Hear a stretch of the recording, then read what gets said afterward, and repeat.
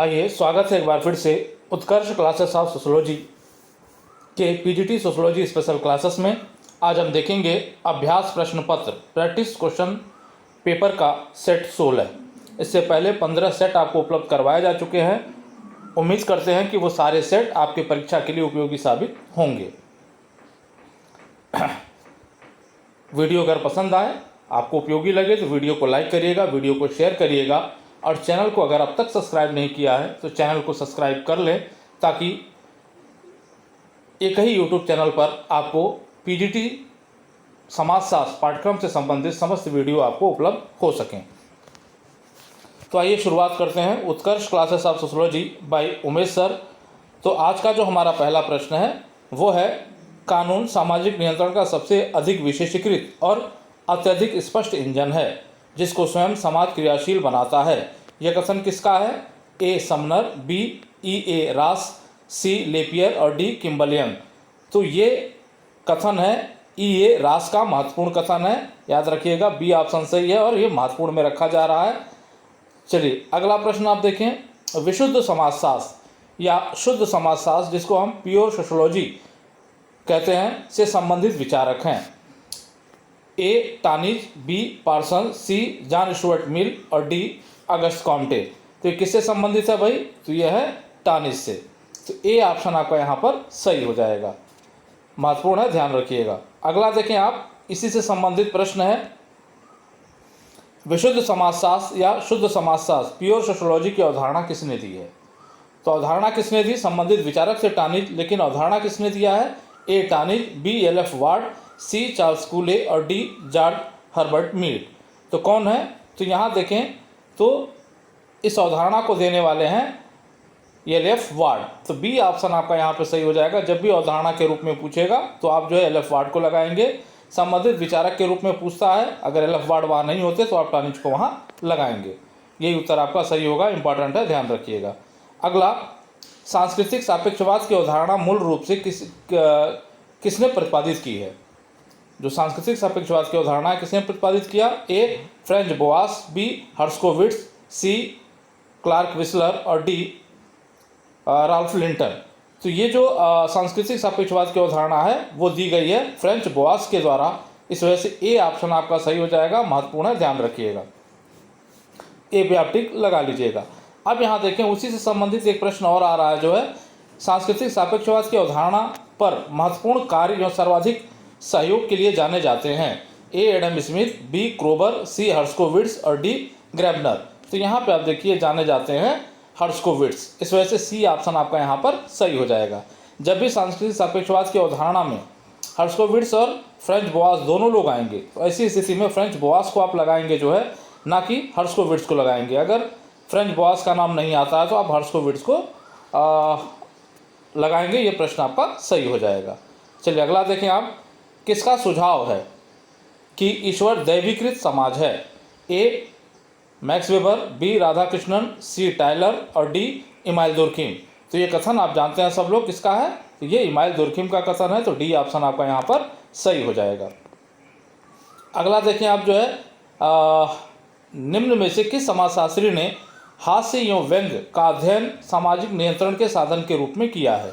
ए गुरविच ने, बी मैनहिम ने, सी चार्ल्स कूले ने और डी मैकैबरियो पेज ने। तो ये जो अध्ययन किया गया वो किया गया गुरविच के द्वारा। इस वजह से ए ऑप्शन आपका यहाँ पर सही हो जाएगा। चलिए अगले प्रश्न की तरफ बढ़ते हैं। सामाजिक मूल्य मुख्यतः किस प्रकार की अवधारणा है? ए राजनीतिक, बी सांस्कृतिक, सी आर्थिक और डी आध्यात्मिक। तो सामाजिक मूल्य जो है वो सांस्कृतिक अवधारणा है। तो बी ऑप्शन पे आप यहाँ टिक लगाएंगे तो ये प्रश्न आपका सही हो जाएगा। अगला देखें, निम्न में से जाति को राजनीति का कैंसर किसने कहा है?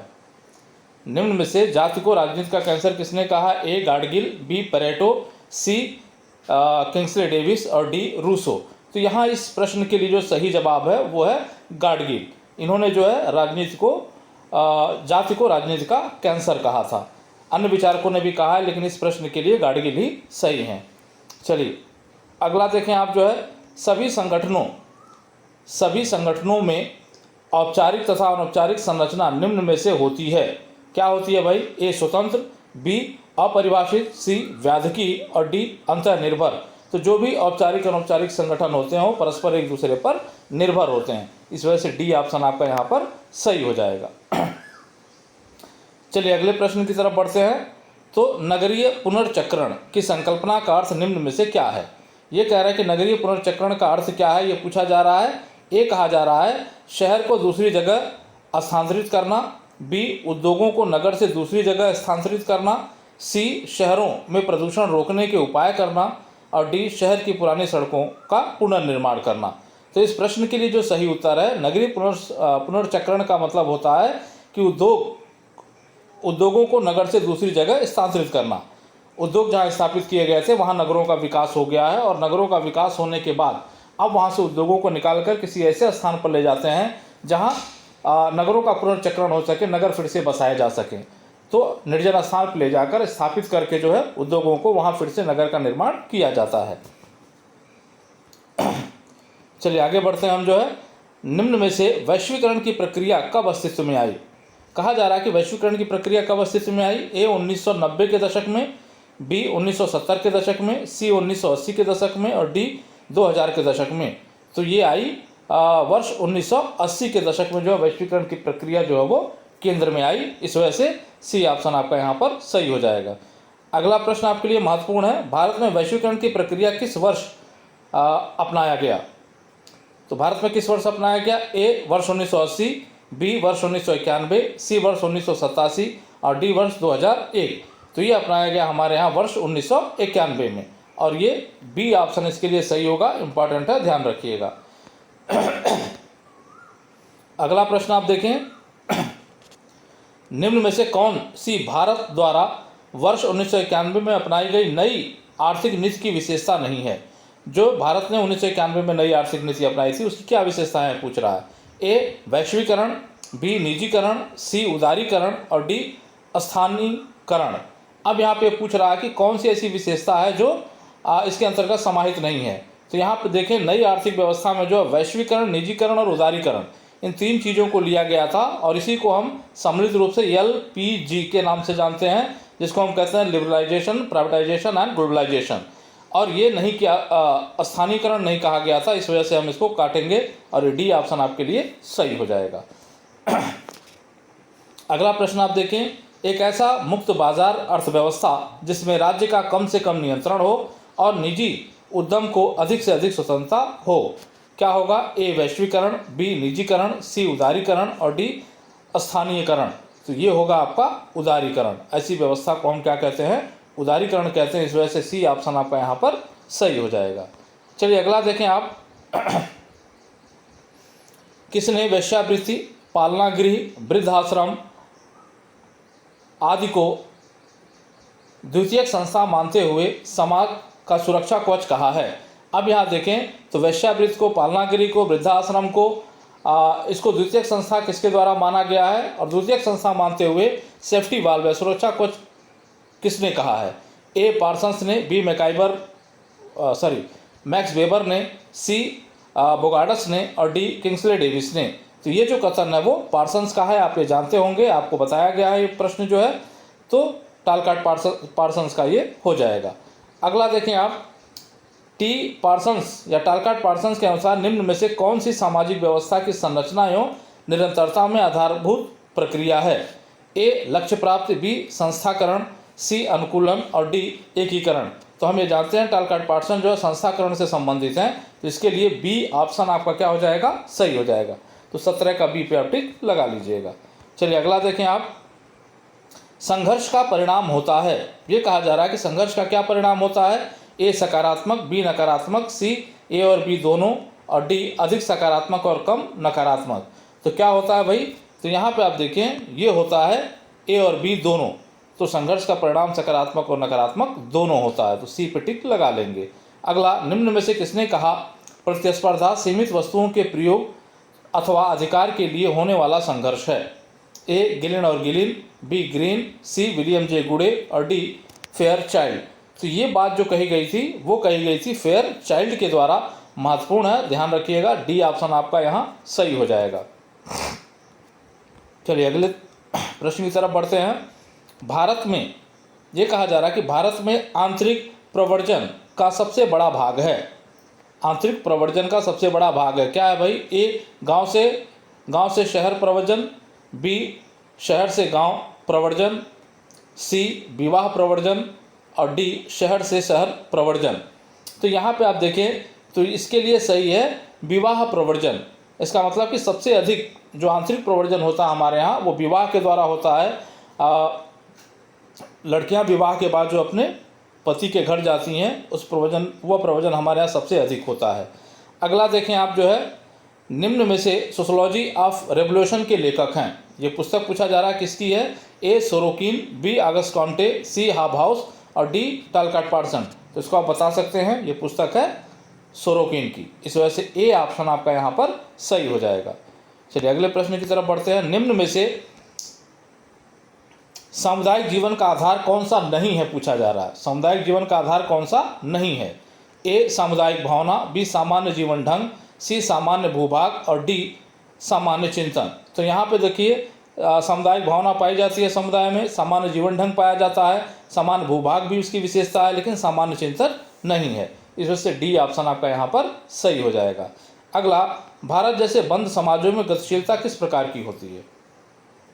ए अधिक तीव्र होती है, बी मध्यम होती है, सी निम्न या कम होती है और डी अनुपस्थित होती है। तो भारत जैसे बंद समाजों में जो गतिशीलता होती है निम्न या बहुत कम होती है। इस वजह से सी ऑप्शन आपका यहाँ पर सही हो जाएगा। चलिए अगले प्रश्न की तरफ बढ़ते हैं। निम्न में से ध्रुवीय परिस्थिति का उदाहरण कौन सा है? कूट से सही उत्तर का चयन करें। पहला माता पिता, दूसरा पति पत्नी, तीसरा डॉक्टर मरीज और चौथा भाई। तो यहाँ पे आप देखें तो जो ध्रुवीय परिस्थिति जो है वो माता और पिता जो संलग्न परिस्थितियाँ होती हैं उनको ध्रुवीय परिस्थितियों के नाम से जाना जाता है। पति पत्नी, डॉक्टर मरीज, तो ऐसी परिस्थितियाँ जो है ध्रुवीय परिस्थितियों के रूप में जानी जाएंगी। तो जहाँ भी 1 2 3 दिया होगा वो सही होगा। और यहाँ देखिए दिया गया सी पे 1 2 3 दिया गया है। इस वजह से सी ऑप्शन आपका यहाँ पर सही हो जाएगा। चलिए अगला देखें आप, योग्यता एवं पुरस्कार पर आधारित, ये कह रहा है योग्यता एवं पुरस्कार पर आधारित सामाजिक स्थिरीकरण के समकलनात्मक प्रकार पर कौन सा सिद्धांत बल देता है? ए संरचनात्मक सिद्धांत, बी संघर्षात्मक सिद्धांत, सी प्रतीकात्मक सिद्धांत और डी प्रकार्यात्मक सिद्धांत।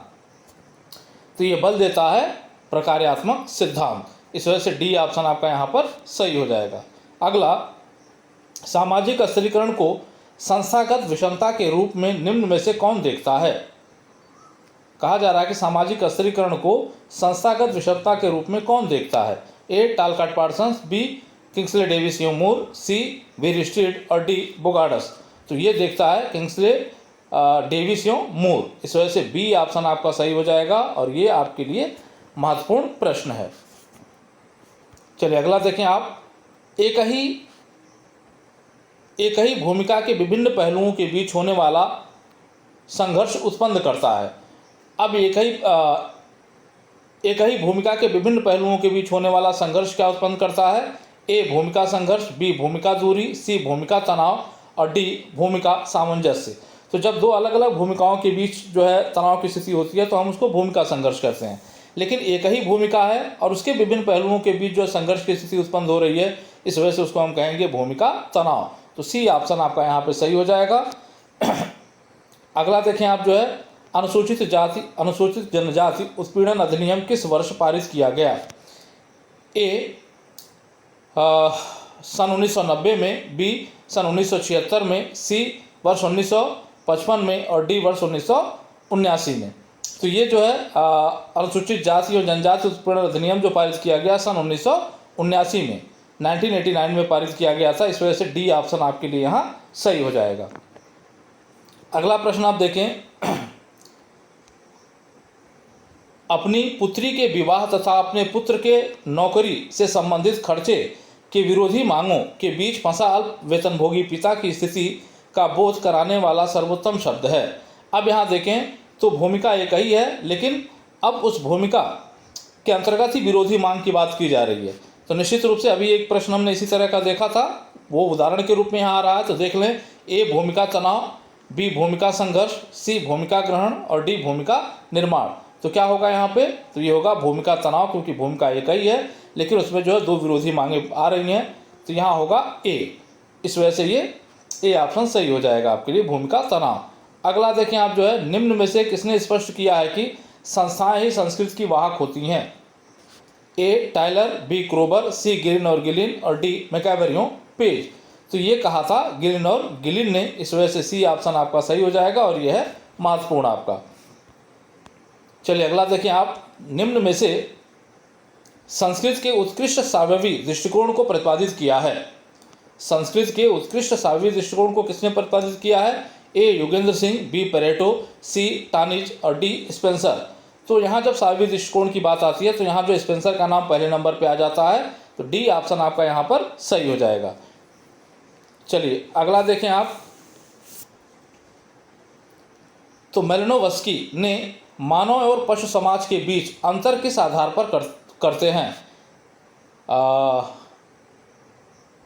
मेलिनोवस्की ने मानव और पशु समाज के बीच अंतर किस आधार पर किया है, होना चाहिए था। चलिए ठीक है, ए सभ्यता के आधार पर, बी संस्कृत के आधार पर, सी सामाजिक प्रतिमान के आधार पर और डी सामाजिक मूल्य के आधार पर। तो किसके आधार पर किया भाई, तो ये किया इन्होंने संस्कृत के आधार पर। तो बी ऑप्शन आपका जो यहाँ पर सही हो जाएगा, ये आपके लिए महत्वपूर्ण प्रश्न है। अगला देखिए आप, निम्न में से किसका विचार है कि शोषी समाज में परिवार एक व्यक्तिक अनुकूलन की युक्ति है? शोषी समाज में परिवार एक व्यक्तिक अनुकूलन की युक्ति है, किसका कथन है? ए एंजल्स का, बी गोल्डनर का, सी इवान इलिच का और डी डेविड कूपर का। तो ये जो कथन है, ये कथन है डेविड कूपर का, डी, और ये आपके लिए हो जाता है इंपॉर्टेंट। आइए अगला देखें, निम्न में से संस्था की विशेषता नहीं है, ये कहा जा रहा है कि इसमें से कौन सी संस्था की विशेषता नहीं है? ए सुपरिभाषित उद्देश्य, बी अस्थायित्व, सी मूर्त संगठन और डी नियमों एवं कार्यविधियों की व्यवस्था। तो यहाँ पे आप देखिए संस्थाएं जो होती हैं वो मूर्त नहीं होती, इस वजह से जो मूर्त संगठन दिया जा रहा है ये इसकी विशेषता नहीं है, इस वजह से सी ऑप्शन आपका यहाँ पर सही हो जाएगा। अगला देखें आप, social paralysis and social change पुस्तक के लेखक हैं। तो social paralysis and social change पुस्तक के लेखक ए आकबर निमकाफ, बी स्मेल्सर, सी बॉड्रीलार्ड और डी योगेंद्र सिंह। तो कौन है भाई, तो यहाँ पे आप देखें तो इस पुस्तक के लेखक हैं स्मेल्सर। तो ये जो बी ऑप्शन आपका यहाँ पे सही हो जाएगा, महत्वपूर्ण हो सकता है, ध्यान रखिए। अगला देखें, जनजातीय जीवन में घोटुल निम्न में से किसका प्रतिनिधित्व करता है? ए गोत्रों के समूह का, बी युवा संगठन का, सी सामान्य जीवन क्षेत्र का और डी विवाह के प्रकार का। तो ये जो घोटुल है वो प्रतिनिधित्व करता है युवा संगठन का, इस वजह से बी ऑप्शन आपका जो यहाँ पर सही हो जाएगा। चलिए अगला देखें आप, निम्न में से सामाजिक प्रगति को व्यक्त करता है। तो ये कहा जा रहा है कि कौन सामाजिक प्रगति को व्यक्त कर रहा है? ए परिवर्तन प्लस निश्चित दिशा, बी परिवर्तन प्लस निश्चित प्रतिमान, सी परिवर्तन प्लस निरंतरता और डी परिवर्तन प्लस अनिश्चित दिशा। तो इसमें जो सही उत्तर होगा प्रगति के लिए वो है परिवर्तन प्लस निश्चित दिशा। तो ए ऑप्शन आपका यहाँ पर सही हो जाएगा। अगला देखें आप, निम्न में से आधुनिक समाज शासित है।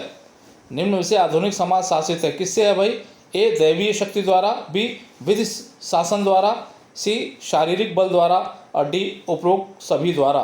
तो ये जो है आधुनिक समाज जो है वो शासित होता है विधि शासन द्वारा, इस वजह से बी ऑप्शन आपका यहाँ पे सही हो जाएगा। चलिए अगला देखें आप, अपने पिता की बहन, एक महत्वपूर्ण प्रश्न है, अपने पिता की बहन के प्रति मामत्व भूमिका के समान विशेष भूमिका को कहा जाता है? ए मातृअधिकार जन्य भूमिका, बी ब्याज प्रसूति जन्य भूमिका, सी पितृ स्वासाधिकार जन्य भूमिका और डी उक्त में से कोई नहीं। तो इसके लिए जो सही प्रश्न का उत्तर है वो है पितृ स्वासाधिकार जन्य भूमिका, इस वजह से सी ऑप्शन आपका सही हो जाएगा और ये आपका जो इम्पॉर्टेंट है। आइए, भारत में पश्चिमीकरण की प्रक्रिया को किस अवधारणा से स्पष्ट किया जाता है? आप बताइए किससे स्पष्ट किया जाएगा? ए संस्कृतिकरण द्वारा, बी संदर्भ समूह द्वारा, सी समायोजन द्वारा और डी सात्मीकरण द्वारा। तो किसके द्वारा होता है भाई पश्चिमीकरण? तो यहाँ पे आप देखिए पश्चिमीकरण को हम चयन करते हैं संदर्भ समूह के द्वारा, इस वजह से बी ऑप्शन आपका यहाँ पर सही हो जाएगा, इंपॉर्टेंट है, ध्यान रखिएगा। अगला देखिए आप, मूल परिवार ये कह रहा है कि मूल परिवार की रचना निम्न में से कौन कौन से संबंध होते हैं। मूल परिवार की रचना में कौन कौन से संबंध होते हैं पूछा जा रहा है। पहला दिया जा रहा है वैवाहिक संबंध, दूसरा है अनुष्ठानिक संबंध, तीसरा है समरक्त संबंध और चौथा है कल्पित संबंध। तो जो भी मूल परिवार है उसमें प्रमुख रूप से दो प्रकार के संबंध पाए जाते हैं, एक है वैवाहिक संबंध और दूसरा है समरक्त संबंध या रक्त संबंध। एक और तीन, तो जहाँ भी एक और तीन होगा सही होगा, तो यह है डी, वन एंड थर्ड, एक और तीन। तो डी ऑप्शन आपका यहाँ पे सही हो जाएगा, महत्वपूर्ण हो सकता है, ध्यान रखिएगा। अगला देखें आप, एक व्यक्ति दूसरे किसी व्यक्ति पर पिछली दुश्मनी का बदला लेने के लिए आक्रमण करता है, तो यह क्रिया कहलाएगी। कहा जा रहा है कि एक व्यक्ति दूसरे व्यक्ति पर पिछली दुश्मनी का बदला लेने के लिए आक्रमण करता है, तो यह क्रिया कहलाएगी। ए असामाजिक क्रिया, बी सामाजिक क्रिया, सी व्यक्तिक क्रिया और डी सामूहिक क्रिया। तो ये कहलाएगी सामाजिक क्रिया। इस वजह से बी ऑप्शन आपका यहाँ पर सही हो जाएगा। अगला, एक सामाजिक समूह होता है। एक सामाजिक समूह होता है, क्या होता है भाई? ए अनैच्छिक समूह, बी गत्यात्मक समूह, सी पदार्थवादी और डी स्थिर। तो यहाँ पे आप देखिए, तो जो एक सामाजिक समूह होता है वो गत्यात्मक होता है, तो यहाँ जो है बी ऑप्शन आपका क्या हो जाएगा? सही हो जाएगा। तो 43 का बी पे आप टिक लगाएंगे तो ये आपका सही हो जाएगा। चलिए अगले प्रश्न की तरफ हम बढ़ते हैं। तो 44 नंबर का प्रश्न है और ये आपका है, निम्न में से किसने पश्चिम में जल्दी महिला मुक्ति के लिए वाहनों में स्वचालन के आविष्कार के कारण को उदाहरण के रूप में किया है? ए विलियम जे गुडे, बी समनर, सी बेबलन और डी मैक्स वेबर। तो ये किया गया है विलियम जे गुडे के द्वारा। ए ऑप्शन आपका सही हो जाएगा। यहाँ पे आप देखिए, वाहन में स्वचालन को जो है महिला मुक्ति के लिए प्रमुख उदाहरण के रूप में देखा है और इसी को जो है बटन पावर के रूप में हम जानते हैं। जो भी कार्य बड़ी बड़ी मशीनें हैं, जो जैसे एक उदाहरण लिया जाए कि मान लिया बड़ा जनरेटर या कोई भी जनरेटर, छोटा जनरेटर आपको चलाना है जिसमें हैंडल मारना है, तो वह हैंडल मारने का काम पुरुष ही बेहतर तरीके से करते थे, महिलाओं से वो काम नहीं लिया जाता था। लेकिन जब से बटन पावर आया है, 3 सिलेंडर का भी इंजन जो है महिला भी स्टार्ट कर सकती है बटन दबा के। इस वजह से जो है विलियम जे गुडे ने इसको जो है महिला मुक्ति के लिए जो है वाहनों में स्वचालन के आविष्कार को उदाहरण के रूप में लिया है, तो विलियम जे गुडे हैं। चलिए अगला देखें आप, जो है निम्न में से किस समाज में सर्वप्रथम वर्ग संरचना विकसित हुई थी? ए आदिम समाज में, बी औद्योगिक समाज में, सी जनजातीय समाज में और डी कृषक समाज में। तो ये विकसित हुई थी किसमें? कृषक समाज में। इस वजह से डी ऑप्शन आपका यहाँ पर सही हो जाएगा। अगला देखें आप, मध्य प्रदेश कह रहा है कि मध्य प्रदेश की कौन सी जनजाति कहती है कि वेश्यावृत्ति पाप नहीं है? ए संथाल एवं मुरिया, बी भील एवं गोंड, सी बछरा एवं भेड़िया और डी टोडा एवं थारू।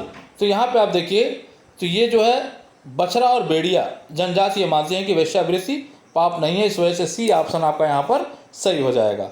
अगला, पार्सन्स के अनुसार व्यवस्था का निर्माण करने वाला तत्व क्या है?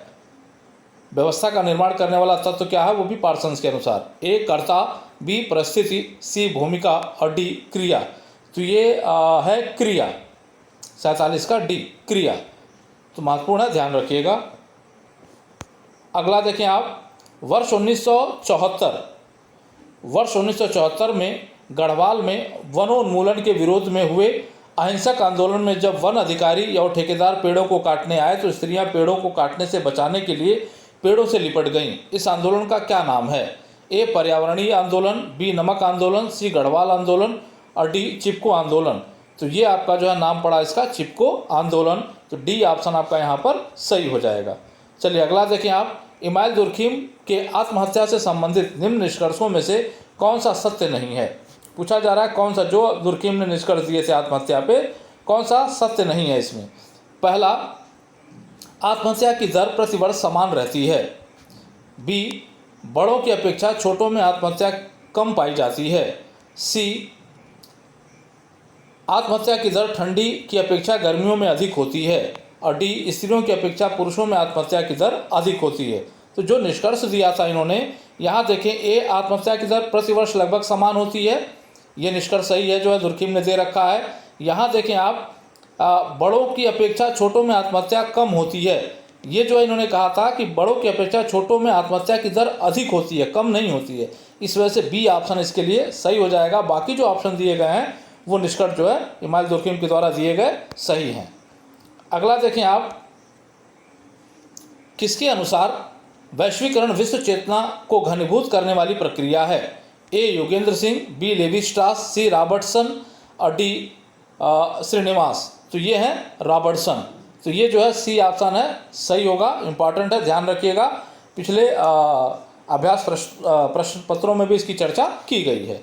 अगला देखें आप, निम्न में से किसने कहा सभ्यता संस्कृत का अत्यधिक जटिल तथा विकसित रूप है?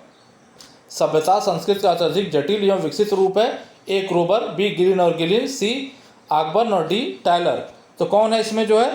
तो यहाँ पे आप देखें तो यह है गिलिन और गिलिन। इस वजह से यहाँ बी ऑप्शन आपके लिए सही हो जाएगा।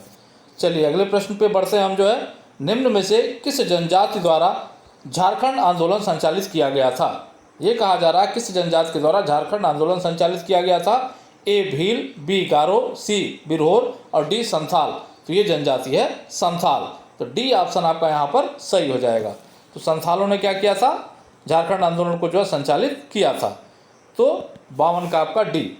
अगले प्रश्न की तरफ बढ़ते हैं। यह विश्वास की महिलाओं की तुलना में पुरुष स्वाभाविक रूप से श्रेष्ठ हैं।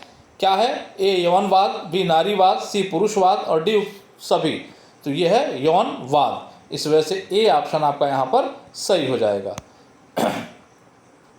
चलिए, निम्न में से संदर्भ समूह है। ये कहा जा रहा है कि निम्न में से कौन सा संदर्भ समूह है? ए प्राथमिक समूह, बी द्वितीयक समूह, सी तृतीयक समूह, डी उक्त में से कोई नहीं। तो यहाँ पे आप देखें तो संदर्भ समूह ना तो प्राथमिक समूह है, ना तो द्वितीयक समूह है, ना ही तृतीयक समूह है, तीनों नहीं है। इसका मतलब है उक्त में से कोई नहीं। तो डी ऑप्शन आपका यहाँ 54 का सही हो जाएगा। अगला, निम्न में से कौन सामाजिक परिवर्तन के तकनीकी निर्धारण में विश्वास करता है? ए कार्ल मार्क्स, बी आकबर्न, सी बेबलन और डी सोरोकिन। तो ये करता है बेबलन।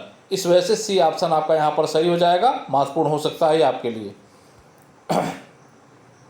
अगला, महानगर के किस विशेष गुण के कारण उसे प्रजातीय अथवा सांस्कृतिक गलन पात्र कहा जाता है? ए बड़ा आकार, बी अधिक जनघनत्व, सी विषम जातीयता और डी तीव्र गतिशीलता।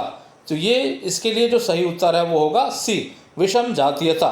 तो सी ऑप्शन आपका यहाँ पर सही हो जाएगा, ये महत्वपूर्ण हो सकता है आपके लिए। अगला, निम्न में से किसने कहा कि समाज में श्रम विभाजन जनसंख्या के भौतिक घनत्व के कारण होता है? ए दुर्कheim, बी मार्क्स, सी माल्थस और डी सोरोकिन। तो ये जो श्रम विभाजन और जनसंख्या के नैतिक घनत्व की बात करता है वो करता है दुर्कheim। इस वजह से ए ऑप्शन आपका यहाँ पर सही हो जाएगा, महत्वपूर्ण हो सकता है। चलिए आगे बढ़ते हैं। निम्न आयु समूह में से कौन सा गृहस्थ आश्रम से संबंधित है? ए 0 से 25 वर्ष तक, बी 25 से 50 वर्ष तक, सी 50 से 75 वर्ष तक और डी 75 से 100 वर्ष तक। तो यहाँ पे आप देखें तो यहाँ 0 से 25 वर्ष तक हमारे यहाँ ब्रह्मचर्य आश्रम होता है, 25 से 50 तक गृहस्थ होता है, 50 से 75 तक वानप्रस्थ होता है और 75 से 100 तक संन्यास होता है। तो यहाँ जो प्रश्न पूछा गया गृहस्थ आश्रम के बारे में पूछा गया, इस वजह से बी ऑप्शन सही होगा, 25 से 50 वर्ष तक। चलिए अगला देखें आप, समाजशास्त्रीय संदर्भ में आदर्शवादी दर्शन की उत्पत्ति किस देश से जुड़ी हुई है? समाजशास्त्रीय संदर्भ में आदर्शवादी दर्शन की उत्पत्ति किस देश से जुड़ी हुई है? ए फ्रांस से, बी इटली से, सी जर्मनी से और डी अमेरिका से। तो ये जुड़ी हुई है जर्मनी से। इस वजह से सी ऑप्शन आपका यहाँ पर सही हो जाएगा। अगला, विभिन्न नहीं है, निम्न में से किसने समूह को औपचारिक और अनौपचारिक में वर्गीकृत किया है? ये कहा जा रहा है कि समूह को औपचारिक और अनौपचारिक में किसने वर्गीकृत किया है? ए समनर ने, बी बुगाडस ने, सी मैकाइवर ने और डी मिलर ने। तो ये जो है बंटवारा किया गया किसके द्वारा? बुगाडस के द्वारा। किसके द्वारा किया गया है? बुगाडस के द्वारा। इस वजह से बी ऑप्शन आपका यहाँ पर सही हो जाएगा। अगला देखें, निम्न में से सतत विकास या दीर्घकालीन विकास जिसको हम कहते हैं सस्टेनेबल डेवलपमेंट का क्या अर्थ है? ए पर्यावरण प्रदूषण को रोकना, बी तीव्र आर्थिक वृद्धि, सी बचत एवं नियोजन का उच्च स्तर और डी पर्यावरण को अस्त व्यस्त किए बिना आर्थिक वृद्धि करना। तो यहाँ पे आप देखिए दीर्घकालीन विकास या सतत विकास या सस्टेनेबल डेवलपमेंट के अंतर्गत होता है पर्यावरण को अस्त व्यस्त किए बिना आर्थिक वृद्धि करना। इस वजह से यहाँ डी ऑप्शन जो है सही हो जाएगा। अगला देखें आप, व्यक्त और अव्यक्त शब्दों को मर्टन ने किससे ग्रहण किया था? ए डिल्थे, बी फ्रांसिस बेकन, सी हीगल और डी अरस्तु। तो किसके द्वारा ग्रहण किया गया मर्टन के द्वारा?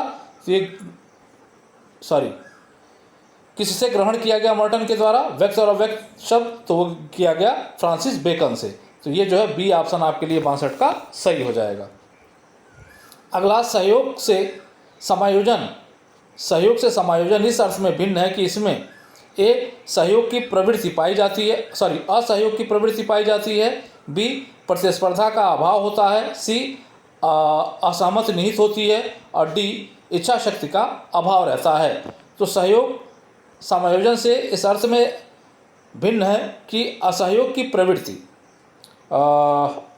प्रवृत्ति पाई जाती है। तो ए ऑप्शन आपका यहाँ पर सही हो जाएगा इस प्रश्न के लिए, ध्यान रखिएगा। चलिए अगला देखें आप जो है, अनुष्ठानिक अशौच के मुख्य स्रोत निम्नलिखित में से क्या है? ए जन्म, बी शारीरिक उत्सर्जन, सी मृत्यु और डी उपरोक्त सभी।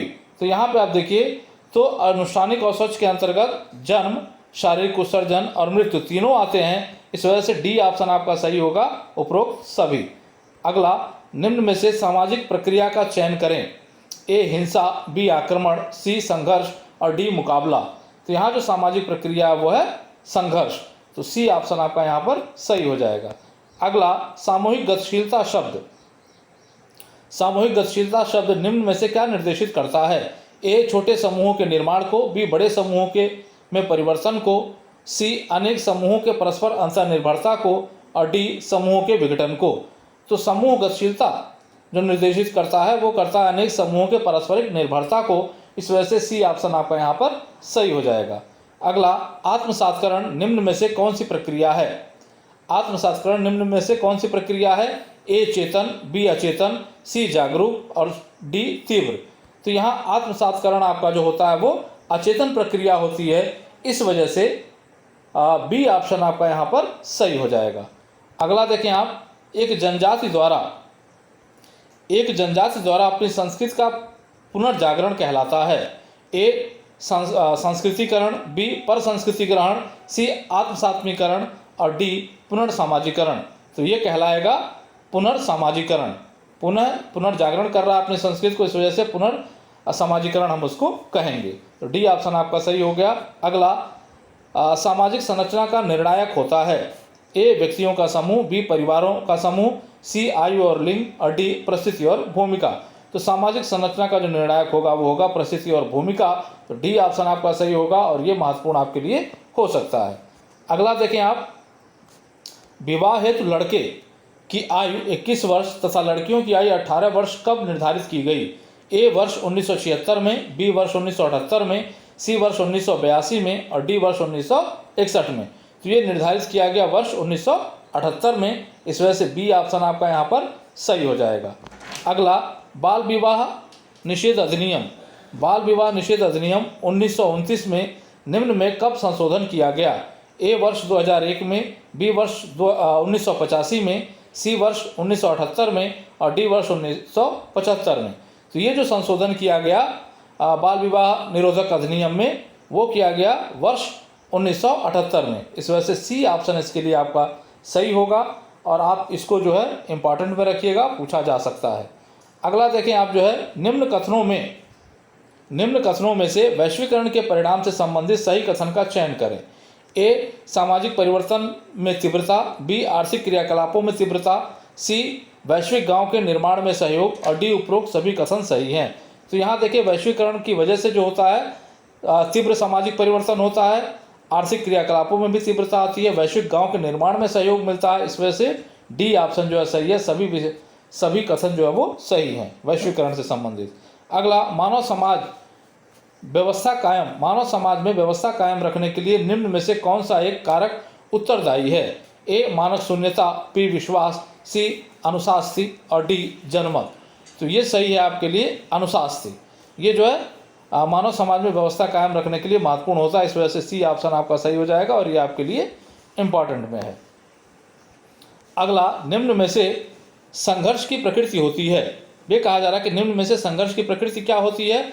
ए चेतन, बी व्यापक, सी व्यक्तिगत और डी उपरोक्त सभी। तो जो संघर्ष की प्रकृति होती है वो चेतन होती है, व्यापक होती है, व्यक्तिगत होती है, तीनों होती है। इस वजह से डी ऑप्शन आपका सही हो जाएगा, उक्त सभी। तो डी पे आप टिक लगा लीजिएगा। तो 74 का आपका क्या सही हुआ? डी। अगला देखें, निम्न में से कौन सा एक समाज की पूर्ण व्याख्या करता है? निम्न में से कौन सा एक समाज की पूर्ण व्याख्या करता है? ए व्यक्तियों का समूह, वे, बी निर्धारित लक्ष्य, सी अंतर संबंधित भूमिकाओं की संरचना और डी स्वयं में पूर्ण। तो कौन हो सकता है भाई? आप सरल है बता सकते हैं, और वो है अंतर संबंधित भूमिकाओं की संरचना। इस वजह से सी ऑप्शन आपका यहाँ पर सही हो जाएगा। अगला, जब समाज में व्यक्तियों के एक स्वार्थ में बदल जाते हैं तब जन्म होता है। ये कहा जा रहा है कि जब व्यक्तियों के एक स्वार्थ में बदल जाते हैं तब किसका जन्म होता है? ए समाज का, बी संदर्भ समूह का, सी सामाजिक समूह का और डी उक्त में से कोई नहीं। तब जन्म होता है सामाजिक समूह का। इस वजह से सी ऑप्शन आपका यहाँ पर सही हो जाएगा। अगला, सामाजिक वर्ग है एक, क्या है भाई? ए सामाजिक समूह है, बी श्रेणी है, सी वर्ग चेतना है और डी द्वितीयक समूह है। तो ये आपके लिए हो जाएगा बी श्रेणी। सामाजिक समूह क्या है? एक श्रेणी है। तो बी ऑप्शन आपका यहाँ पर सही हो जाएगा। अगला देखें आप जो है, निम्न में से किस समाज वैज्ञानिक ने समाजशास्त्र को नीतिशास्त्र से संबंधित माना है? ये कहा जा रहा है कौन सा ऐसा समाज वैज्ञानिक है जो समाजशास्त्र को नीतिशास्त्र से संबंधित मानता है? A Hobhouse, B John Stuart Mill, C Robert Bierstedt और डी गिन्सबर्ग। तो ये माना गया है जॉन स्टुअर्ट मिल के द्वारा। इस वजह से बी ऑप्शन आपका यहाँ पे सही हो जाएगा। तो 78 का बी।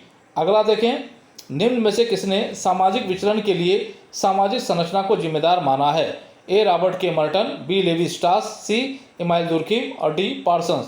तो ये माना गया रॉबर्ट के मर्टन के द्वारा। इस वजह से ए ऑप्शन आपका यहाँ पर सही हो जाएगा। अगला, निम्न में से कास्ट इन इंडियन पॉलिटिक्स पुस्तक के लेखक हैं। ये कहा जा रहा है कि कास्ट इन इंडियन पॉलिटिक्स पुस्तक के लेखक कौन है? ए एन के दत्ता, बी मजुमदार, सी रावती कर्वे और डी रजनी कोठारी। तो ये पुस्तक महत्वपूर्ण है और लिखी गई है रजनी कोठारी के द्वारा। तो डी ऑप्शन आपका सही होगा और ये आपके लिए इंपॉर्टेंट होगा। अगला, उत्तर औद्योगिक समाज शब्द का प्रयोग किसने किया है? उत्तर औद्योगिक समाज शब्द का प्रयोग किसके द्वारा किया गया? ए लेवी स्ट्रास, बी एथने गिडिंग्स, सी डेनियल बेल और डी अल्थुजर। तो यहाँ पे आप देखें तो इस शब्द का जो प्रयोग किया गया है वो डेनियल बेल के द्वारा किया गया है। इस वजह से 81 का सी आपका जो है वो सही हो जाएगा। अगला, एक समाज में ये कहा जा रहा है कि एक समाज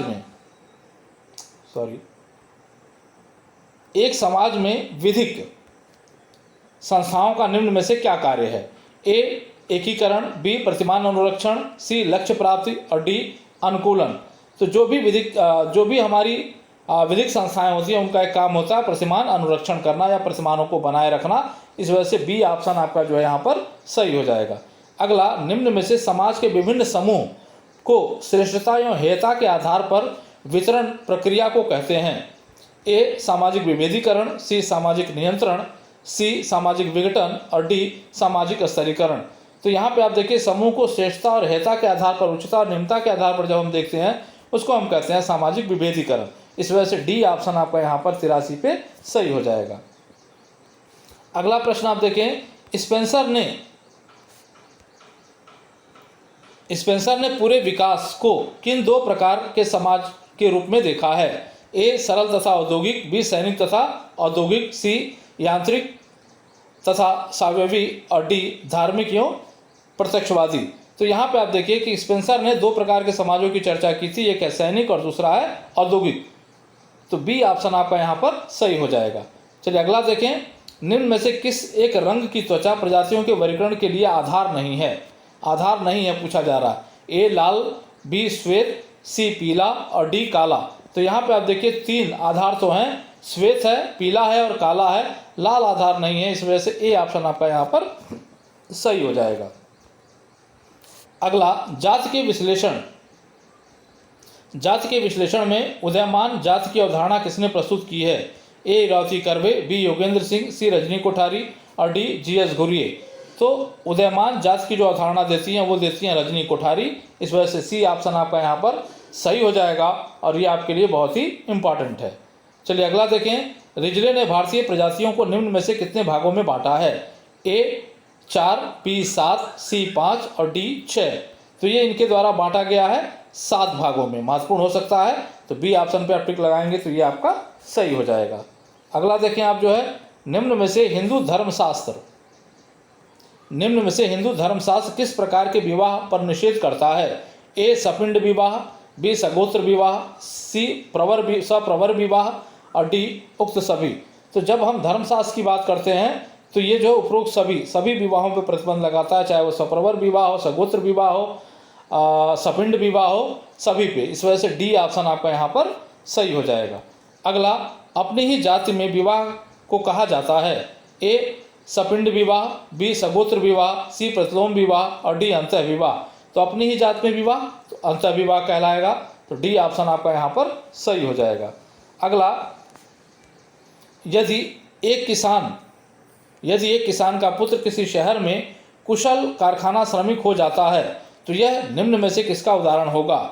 ए उधरमुखी गतिशीलता का, बी क्षैतिज गतिशीलता का, सी अधोमुखी गतिशीलता का और डी भौगोलिक गतिशीलता का। तो यहाँ पे आप देखें तो कौन सी गतिशीलता होगी? किसान का पुत्र था, कुशल कारखाना श्रमिक के रूप में जो है स्थापित होता है, तो ऊर्ध्वमुखी गतिशीलता कहेंगे इसको हम। कौन सी गतिशीलता? ऊर्ध्वमुखी गतिशीलता। कुशल श्रमिक कहा जा रहा है, इस वजह से ऊर्ध्वमुखी होगा यहाँ पे। अगला, एक व्यक्ति जो बिजली मिस्त्री का काम छोड़कर श्रमिक का कार्य करने लगता है, एक उदाहरण है। ए उधरमुखी गतिशीलता का, बी क्षैतिज गतिशीलता का, सी व्यवसायिक गतिशीलता का और डी सामाजिक गतिशीलता का। तो बड़ा ही ध्यान देना इस प्रश्न पे। तो यहाँ देखें कि वो क्या कर रहा है कि बिजली मिस्त्री था और उसे छोड़कर एक श्रमिक हो गया। एक विशेषीकरण था इसके पास, लेकिन अब वो श्रमिक के रूप में कार्य करने लगा। इसका मतलब कि अधोमुखी गतिशीलता होनी चाहिए थी, लेकिन यहाँ ऑप्शन में आप देखें तो अधोमुखी गतिशीलता आपको दिख नहीं रही है। इस वजह से जो ऑप्शन सही होगा सी, इसको हम व्यावसायिक गतिशीलता के अंतर्गत ले चलेंगे। तो सी ऑप्शन यहाँ पे सही हो जाएगा। अगला देखें आप जो है, एक निश्चित प्रकार के आदेशों तथा नियंत्रणों के अधिकारों के औचित्य को कहा जाता है? ए अधिकार, बी सत्ता, सी प्रभुत्व और डी प्रभाव। तो इसको कहा जाता है बी, सत्ता कहा जाता है। तो बी ऑप्शन पे आप टिक लगाएंगे तो ये सही हो जाएगा। तो 92 का बी। अगला देखिए आप जो है, मानव प्रणालियों में समाजीकरण की प्रक्रिया चलती है। ए बाल्यावस्था तक, बी युवावस्था तक, सी प्रौढ़ावस्था तक और डी जीवन पर्यंत। तो हम ये जानते हैं बेहतर तरीके से कि समाजीकरण आजीवन चलने वाली प्रक्रिया है, तो ये जीवन पर्यंत इसका सही उत्तर होगा और डी पे आप टिक लगा लीजिएगा। अगला देखें आप, कौन सा परिप्रेक्ष्य, ये कहा जा रहा है कि कौन सा परिप्रेक्ष्य मानता है कि प्रमुख समाजशास्त्रीय वर्गों के मध्य का संबंध पारस्परिक आश्रितता एवं संघर्ष संबंध होता है। फिर से सुन लें कि कौन सा परिप्रेक्ष्य मानता है कि प्रमुख सामाजिक वर्गों के मध्य का संबंध पारस्परिक आश्रितता एवं संघर्ष संबंध होता है। ए प्रत्यक्षवादी, बी संरचनात्मक प्रकारवादी, सी प्रकारवादी और डी मार्क्सवादी। तो ये मानता है मार्क्सवादी। इस वजह से डी ऑप्शन आपका 94 का सही हो जाएगा। अगला प्रश्न आप देखें तो ये कह रहा है, जजमानी व्यवस्था निम्न में से क्या उपलक्षित करती है? जजमानी व्यवस्था निम्न में से क्या उपलक्षित करती है? पहला, जातियों के कार्यमूलक अन्योन्याश्रितता को, बी सामाजिक परस्परता के सिद्धांत को, और तीसरा यहाँ पे संरचनात्मक गतिशीलता को, चौथा जो है अंतर्निहित प्रतिमान को। तो यहाँ आप देखें तो जजमानी व्यवस्था जो है जातियों की कार्यमूलक अन्योन्याश्रितता को और सामाजिक परस्परता के सिद्धांत को जो तो करती है, लेकिन संरचनात्मक गतिशीलता को नहीं करती, अंतर्निहित प्रतिमानों को नहीं करती। इस वजह से 1 और 2 जहाँ भी होगा वो सही होगा, और वो 1 नंबर पे है, इस वजह से ए पे है, इस वजह से 1 और 2 सही हो जाएगा। तो ए ऑप्शन आपके लिए यहाँ पर सही होगा, 1 और 2। चलिए अगला देखिए आप, सामान्यतः विकासशील देशों में निम्न लक्षणों में से कौन सा लक्षण पाया जाता है? विकासशील देशों का लक्षण पूछा जा रहा है। ए निम्न जन्म दर तथा उच्च मृत्यु दर, बी उच्च जन्म दर तथा उच्च मृत्यु दर, सी निम्न जन्म दर तथा निम्न मृत्यु दर और डी उच्च जन्म दर तथा निम्न मृत्यु दर। तो सामान्यतः जो भी विकासशील समाज हैं उनके यहाँ संक्रमणकालीन वृद्धि पाया जाता है, और वो संक्रमणकालीन वृद्धि होता है उच्च जन्म दर और निम्न मृत्यु दर। इस वजह से डी ऑप्शन आपका यहाँ पर सही हो जाएगा। और आए देखें उससे संबंधित एक प्रश्न साथ में इसलिए रख दिया गया है ताकि आपको समझ में आ जाए। यहाँ देखें निम्न में से संक्रमणकालीन वृद्धि का तात्पर्य है। अभी हमने कहा कि विकासशील देशों में संक्रमणकालीन वृद्धि पाई जाती है जनसंख्या की। तो यहाँ देखें ए ऑप्शन निम्न जन्म दर तथा निम्न मृत्यु दर, बी उच्च जन्म दर तथा निम्न मृत्यु दर, सी उच्च जन्म दर तथा उच्च मृत्यु दर और डी निम्न जन्म दर तथा उच्च मृत्यु दर। तो यहाँ पे आप देखें तो अभी हमने आपको बताया कि संक्रमणकालीन और विकासशील देशों में जो जनसंख्या वृद्धि होती है वो आती है उच्च जन्म दर और निम्न मृत्यु दर। इस वजह से इसका ऑप्शन क्या होगा, बी सही हो जाएगा 97 का। चलिए अगला देखें आप, सती प्रथा को कब अवैध घोषित किया गया? ए वर्ष 1936 में, बी वर्ष 1929 में, सी वर्ष 1857 में और डी वर्ष 1829 में। तो सती प्रथा को अवैध घोषित किया गया 1829 में। इस वजह से डी ऑप्शन आपका यहाँ पर सही हो जाएगा। अगला, सामाजिक अस्थिरीकरण के अध्ययन के लिए मैक्स वेबर का उपागम निम्न में से क्या है? ए चतुरायामी, बी एकल आयामी, सी त्रिआयामी और डी द्विआयामी। तो यहाँ पे आप देखें वेबर का जो संबंध है वो त्रिआयामी से है। इस वजह से सी ऑप्शन आपका यहाँ पर सही हो जाएगा। अगला, यदि कई लोग मिलकर, ये कह रहा है कि यदि कई लोग मिलकर एक साथ किसी कार्य को कर रहे हैं तो यह किस प्रकार का सहयोग होगा? ए अप्रत्यक्ष सहयोग, बी प्रत्यक्ष सहयोग, सी प्राथमिक सहयोग और डी अर्ध सहयोग। तो कौन सा सहयोग होगा भाई? तो ये होगा अप्रत्यक्ष सहयोग। कई लोग मिलकर किसी कार्य को कर रहे हैं और अप्रत्यक्ष सहयोग का सबसे बढ़िया उदाहरण ये माना जाता है कि श्रम विभाजन है। तो ये जो अप्रत्यक्ष सहयोग होगा, कई लोग मिलकर कर रहे हैं, लेकिन यहाँ ये उल्लेख नहीं किया गया कि भाई सादृश्य यहाँ प्रत्यक्ष रूप से सहयोग कर रहे हैं। तो ये ऑप्शन यहाँ के लिए सही होगा। अगला देखिए आप, जो है वे सभी सहयोगी क्रियाकलाप जिसमें लोग सादृश्य चीज़ें साथ साथ करते हैं तो ऐसे सहयोग को कहते हैं। ए अप्रत्यक्ष सहयोग, बी प्रत्यक्ष सहयोग, सी तृतीयक सहयोग और डी द्वितीयक सहयोग। तो यहाँ कहा जाएगा प्रत्यक्ष सहयोग, सादृश्य चीज़ों को साथ साथ कर रहा है। इस वजह से बी ऑप्शन यहाँ सही हो जाएगा। महत्वपूर्ण हो सकता है, ध्यान रखिएगा। अगला देखें आप, निम्न में से कौन सा जाति का मानक नहीं है? ए खंडात्मक विभाजन, बी वंशानुगत व्यवसाय, सी अंतर्विवाह और डी बहिर्विवाह।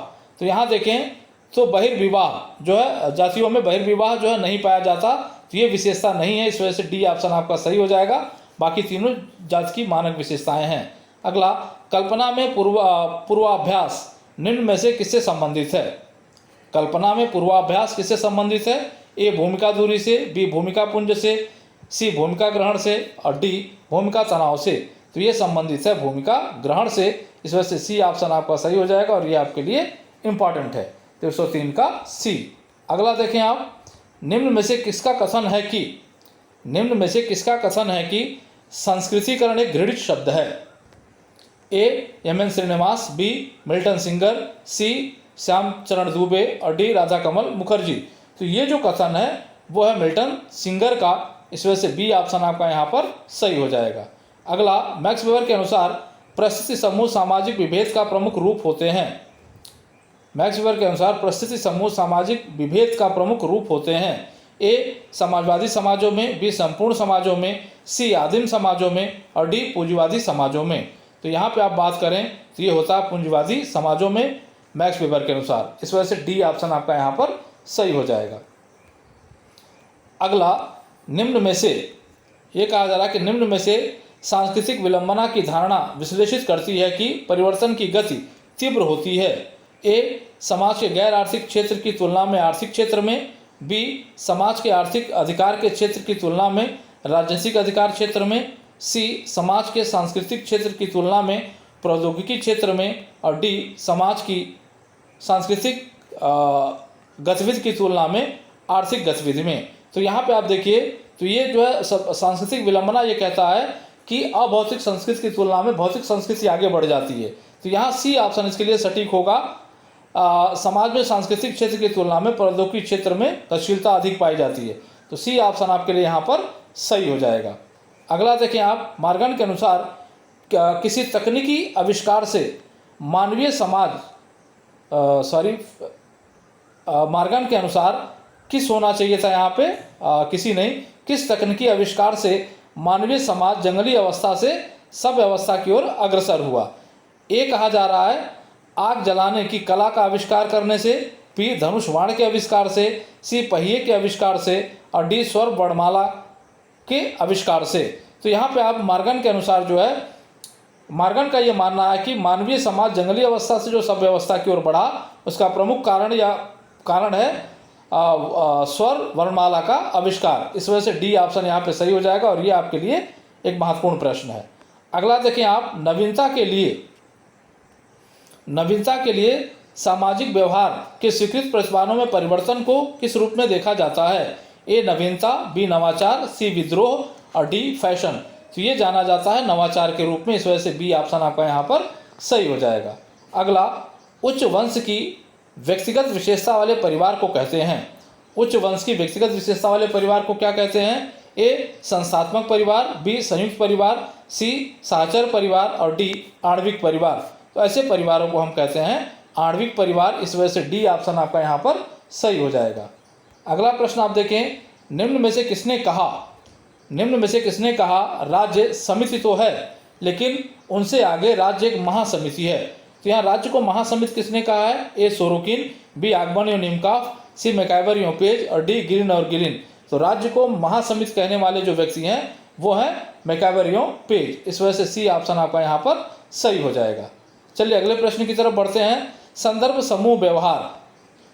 समूह व्यवहार का विस्तृत सैद्धांतिक विश्लेषण किसके द्वारा प्रस्तुत किया गया है? ए हाइमन मर्टन के द्वारा, बी हाइमन कूले के द्वारा, सी मर्टन मूर के द्वारा और डी मर्टन किटरासी के द्वारा। तो यहाँ पे आप देखें तो संदर्भ समूह की सैद्धांतिक विश्लेषण जो किया गया है वो किया गया है मर्टन किटरासी के द्वारा, इस वजह से डी ऑप्शन आपका यहाँ पर सही हो जाएगा। ये महत्वपूर्ण हो सकता है आपके लिए। अगला, समिति एक संगठन है जिसका निर्माण निम्न में से किसके लिए किया जाता है? ये कहा जा रहा है कि समिति एक संगठन है जिसका निर्माण किसके लिए होता है? ए एक निश्चित उद्देश्य के लिए, बी एक निश्चित क्षेत्र के लिए, सी निश्चित सदस्यता के लिए और डी निश्चित संबंध के लिए। तो जो समिति का गठन होता है वो किसी न किसी निश्चित उद्देश्य के लिए होता है, इस वजह से ए ऑप्शन आपका यहाँ पर सही हो जाएगा।